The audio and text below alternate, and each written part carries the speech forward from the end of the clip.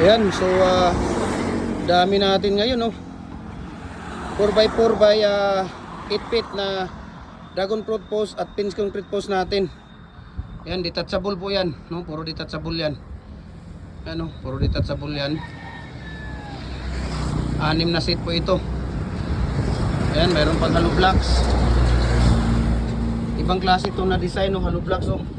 Tapos mayroon tayong hollow blocks din doon. 3.5 yun, no? Commercial na hollow blocks. So ito, ayan, dami natin, oh. Ito ang detachable 4x4 by 8 feet. Pwede ka nang gumawa dito ng 4 feet, 5 feet, 6 feet, 7 feet hanggang 8 feet kasi detachable siya at adjustable, no? Ayan. So maraming salamat. God bless po sa ating lahat. Yan, no? Kita niyo yan, napakaganda, no? Yan po ang detachable. Ibig sabihin pwede siyang baklasin. Mababaklas siya isa-isa, no? Ito yung mga accessories niya, no? Mababaklas siya. Pwede kang gumawa mag-isa dito. Ang fix naman hindi ka pwedeng gumawa dahil kailangan 2 tao doon, no, kabilaan, no? Yun ang kagandahan ng detachable. Pwede kang gumawang mag-isa dahil mababaklas siya, malilinisan mo siya isa-isa. Hindi kagaya ng fix na kailangan 2 tao ang gumagawa doon.